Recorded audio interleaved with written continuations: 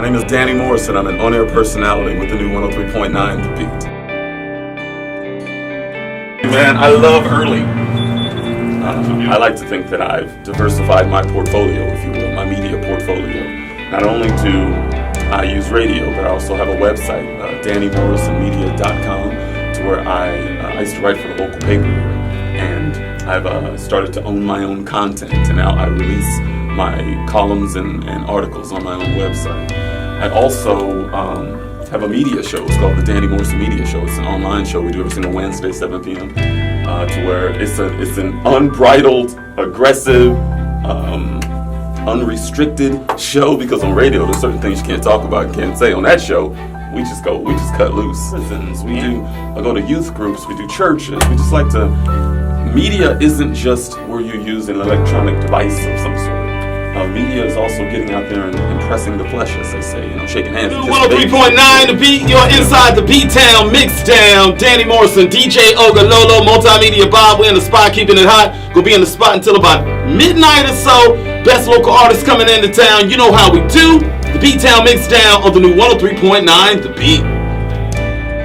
In the White House right now, that is peddling more lies than any administration before it. So those of us in the media that tell the truth, that are honest, aggressive, have our facts straight, there's going to be some pushback from not only that administration, but from people that support that. So I like to think of myself and the people that are on the same side of the fence as me. We're here to balance things out. A lot of those organizations that are out there that are all pushing some crazy narrative that supports the president, we can't let that happen. We got to make sure we stay on point and say what needs to be said, have our facts straight, but also say, they can say whatever they want, but this is what's really going on.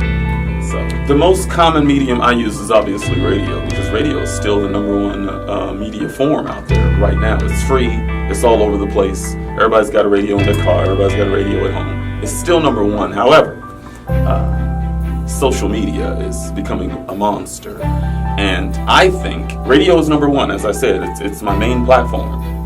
In the coming years, you're going to see a shift start to happen. It's already happening in music when streaming and downloads, people are going there for music more. As a matter of fact, I saw a stat that says 70% of people stream their phones in their cars now. 70%. So it's like, I think over the next 10 years, you're going to see a shift.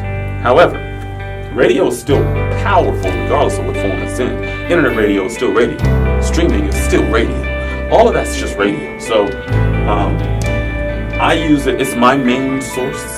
But I also understand, going back to my initial answer, I know that I have to diversify. You have to stay current. And if you don't stay current, you get left behind. Censorship plays a major role in what I do because I do radio. There are certain songs that we cannot play. I mean, being in the hip-hop industry like I am, if I played you some of the music that I get sent by not only major artists, but local artists, you would cringe. I mean, some of the most sexually aggressive, violent music that you've ever heard, thinking that we could actually play it on radio. It's pretty amazing to me. That being said, I don't think that we should ever get to a point where we don't give those types of songs a voice, because there's an audience for every type of music.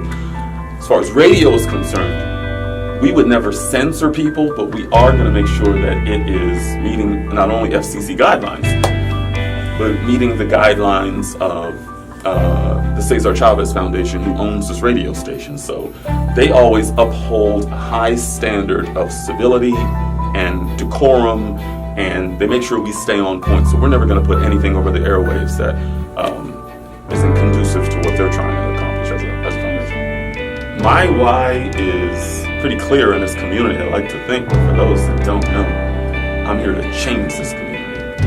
I have what's called the hashtag How Long movement that we started about 3 years ago.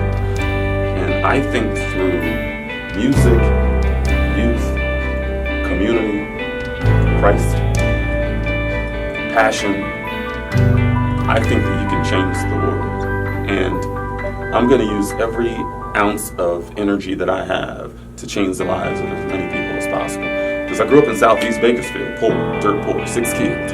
My mother's a single mother. And I've always said that if I ever get in a position to where I could positively influence people with whatever light God gives to me, I'm going to pass that on. I think it's my job. And I'm older now. Back when I got in radio, I was much younger. So now that I've paid my dues and established my name in this community, I'm going to use whatever resources that I have to channel it to the next wave of talent in this town. And I'm here to do God's work. That's what I'm here for.